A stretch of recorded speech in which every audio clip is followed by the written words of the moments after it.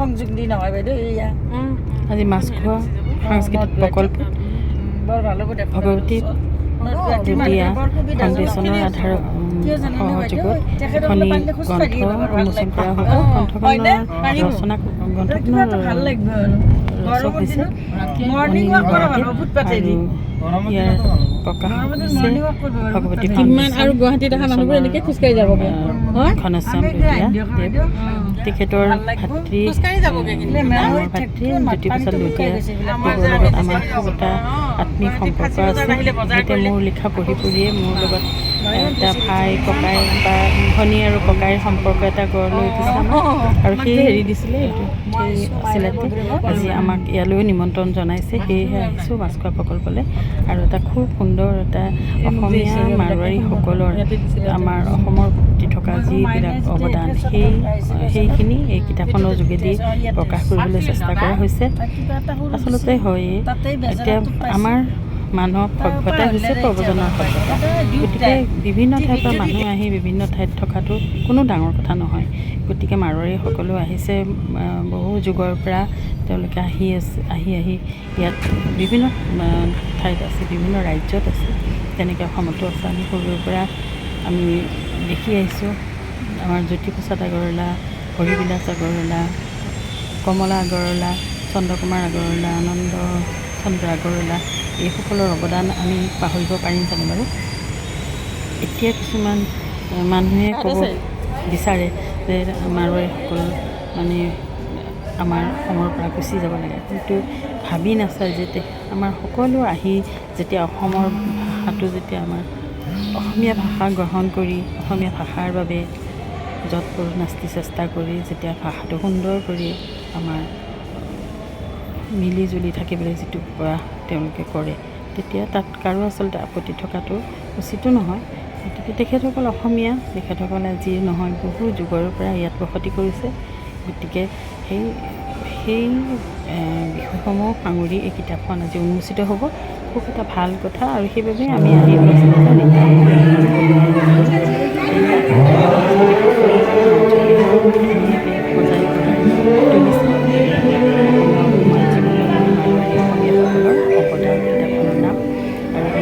সকল আহিবৰ বাবে তেওঁলোকৰ কাৰণে থৈছে আৰু সেয়া ভগৱতী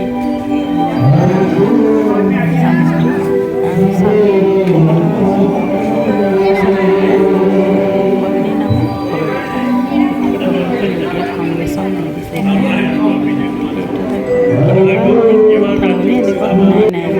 স্বামী স্ত্ৰীৰ নাম একে নাই নাযায় আচলতে। এয়া মঞ্চত আহি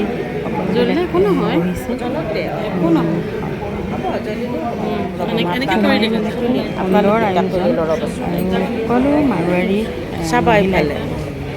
চাদৰ মেখেলা পিন্ধিছে। এইটো এটা মানে ভাল লাগিছে দেখি, সাধাৰণতে দেখা নাই ময়ো কেতিয়াও এনেকৈ চাদৰ মেখেলা পিন্ধি অহা। আজি সকলো চাদৰ মেখেলা পিন্ধি আহিছে, এইটো এটা ভাল লগা কথা। আৰু ইয়াত আহি মাৰোৱাৰী সম্প্ৰদায়ৰ বহুজন আহি উপস্থিত হৈছে। আমাৰ সভাপতি সূৰ্য হাজৰিকাদেৱ, লগতে মিহিৰ বৰুৱা, দয়ানন্দ পাঠক দেৱ আৰু অনিল বৰা, এনেকৈ সমন্বিতে বিভিন্নজন আহি উপস্থিত হৈছে মঞ্চগৃহত। আমি যথেষ্ট গৌৰৱ অনুভৱ কৰিছোঁ এনে এখন গাম্ভীৰ্যপূৰ্ণ সভাত উপস্থিত হ'বলৈ পাই। কিছুমান পাছতে আৰম্ভ হ'ব, আমাৰ সময়মতেই আৰম্ভ হৈছে বুলি ক'ব লাগিব। অকণমানটো হিন্দেৰী থাকেই, যি নহওক কিন্তু এয়া আৰম্ভণি গাম্ভীৰ্যপূৰ্ণ গীতেৰে আৰম্ভণি হৈছে। শুনকচোন গীতটো।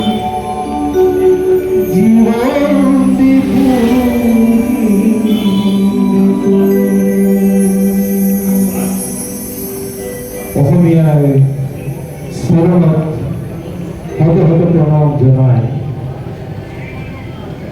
আজি এই ভূমিত উপস্থিত সমূহ সাংস্কৃতিক আৰু সাহিত্যিক প্ৰেমীসকলক মই মোৰ আদৰ সম্ভাষণ আৰু প্ৰণিপাত জনাইছোঁ।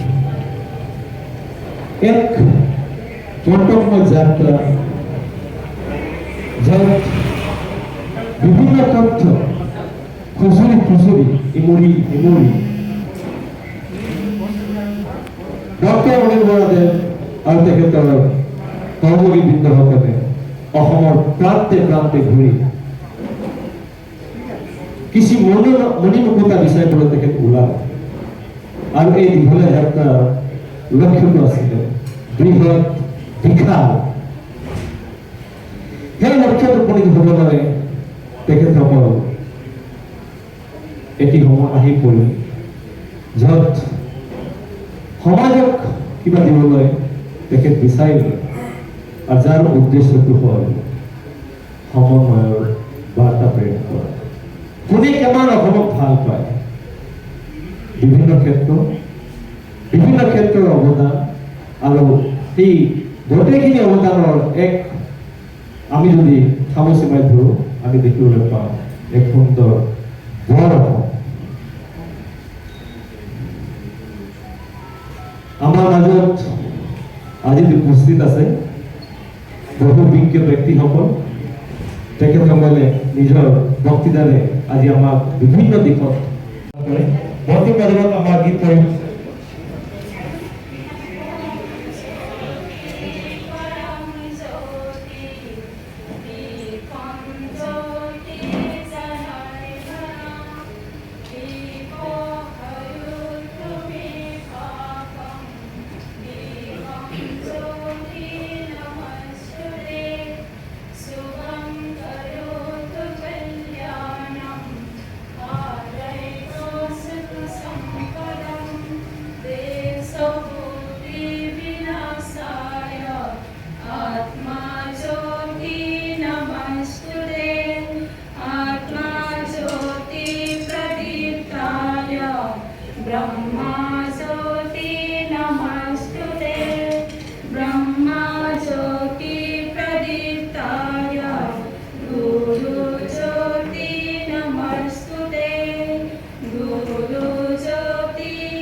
মৰমে যাচিব পাৰোঁ। তথাপিও যিহেতু এক পৰম্পৰা সংস্কৃতি আৰু যেতিয়া আপোনালোকক আমি আমাৰ ক্ষমতাৰ ভিতৰত আদৰি জনাওঁ আমি সুখী হওঁ যে আমি ভাবোঁ নিশ্চিতভাৱে আপোনাক আমি সন্মান যাচিব পাৰিছোঁ। এতিয়া আমি দৰ্শক হৈ নাথাকোঁ।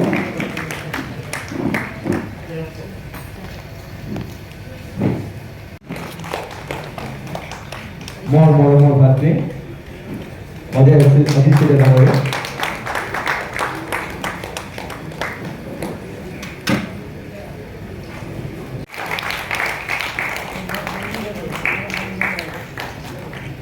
ইয়াৰ সমস্যা কৰা নাই, কিন্তু আমাৰ যিহেতু দায়িত্ব কমলত বিৰাত নৰ নাৰায়ণ ৰূপ নৰ নাৰায়ণ ৰূপ পংকিল পৰাধীন কুঞ্চিত শীতম নাই ফুল স্পন্দন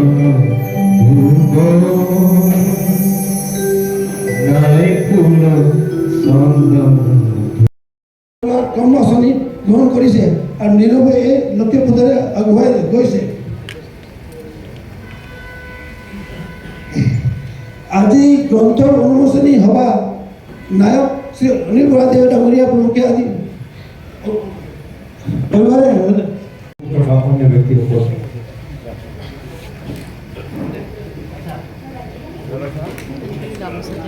নমস্কাৰ। আজিৰ গ্ৰন্থ উন্মোচনী সভাত সাফল্য কামনা কৰি মই বৈদিক মন্ত্ৰ পাঠ কৰিছোঁ।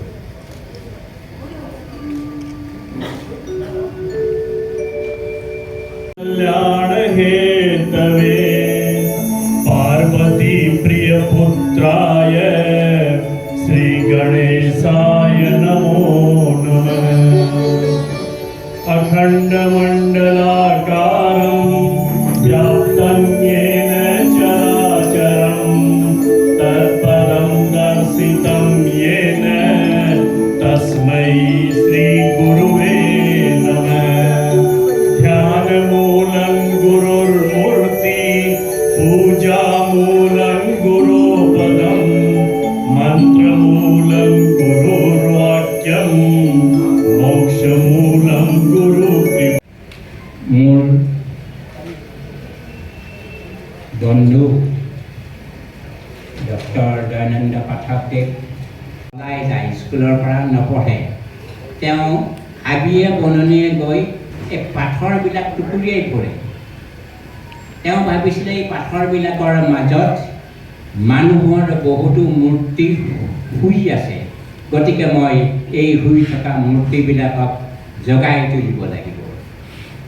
কিন্তু বাপেক মাকে যেতিয়া গম পালে যে ল'ৰাটো স্কুললৈ গৈ স্কুলত নাথাকে, কেনিবা গুচি যায়, বাপেকে আৰু খুৰাকে খুব পিটন দিলে যে যদি স্কুললৈ নাযাওঁ তোক মই সকলোবিলাক যিবিলাক পইচা দিছিলোঁ 1 পইচাও নিদিওঁ। কিন্তু তেওঁতো তথাপি গৈ থাকিলে আৰু তাৰপিছত পৃথিৱীৰ সৰ্বশ্ৰেষ্ঠ ভাস্কৰ্যবিদ হ'ল আৰু মাইকেল এঞ্জেলৰ বাপেক মাকৰ পৰিচয় হ'ল মাইকেল এঞ্জেলৰ বাপেক মাক, অৰ্থাৎ মাইকেল এঞ্জেলৰ নামেৰে এই পৰিয়ালটোৰ পৰিচয় হ'ল। অসমীয়া মানুহক জানক এই মানুহে অসমীয়া সাহিত্য সংস্কৃতিৰ কাৰণে কিমান কি কৰিছে।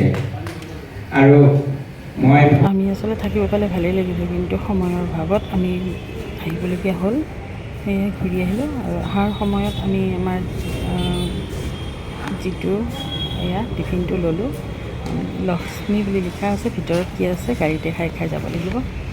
এয়া গাড়ীত উঠিলোঁ আমি সন্ধিয়া গুৱাহাটী হেঙুলীয়া বৰণথলীছে আকাশে।